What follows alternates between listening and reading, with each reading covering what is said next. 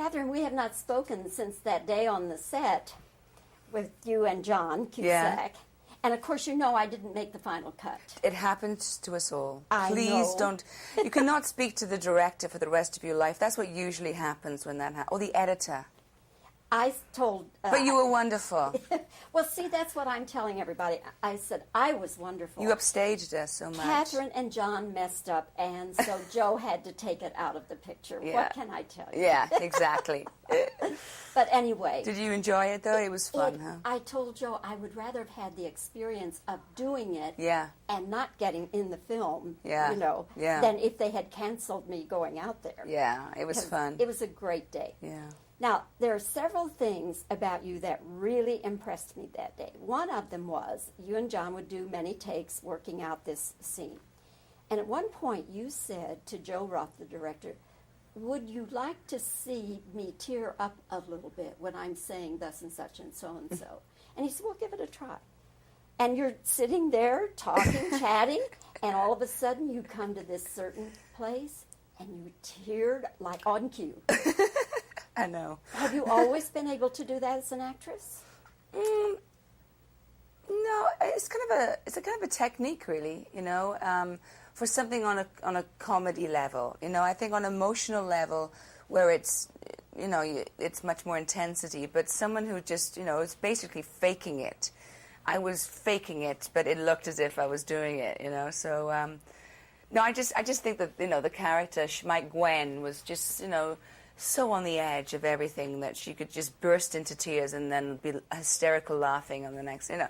She's a little on the edge, put it that way.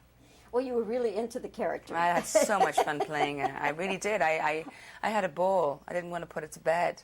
So much fun. You play a big, big motion picture star.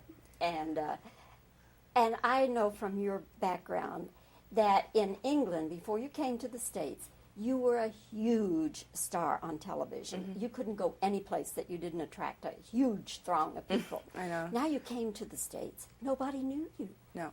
What kind of an adjustment was that? It was an amazing adjustment for me because, in a way, you know, the intense media speculation and scrutiny, it got to the point of being scrutinized, it was not actually doing me any favors as an actor. I wanted to be able to have, of course, you know, my name out there, but every given fact, personally and professionally, it just made me tabloid fodder, and it was actually being detrimental to what I wanted to do as an actor, so I just came away and just started afresh.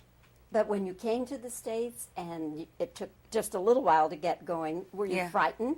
Oh, yeah, it was very intimidating. I mean, it's all well and good being a big fish in a small sea, and then when I went to Los Angeles to give it a go, I realized that I was just joining the hordes and hordes and hordes of talented people who flocked to the nucleus of the film industry called Hollywood, and I did question myself on a few occasions, like, what am I doing here? But I really wanted to give it a go and didn't want to look back and said, if only I'd done this, maybe this would have been different. Well, I'm awfully glad you stayed. Thank you.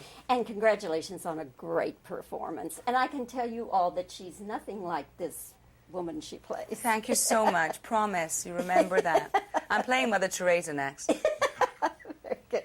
Thanks, Catherine. Cheers. Thank you very much.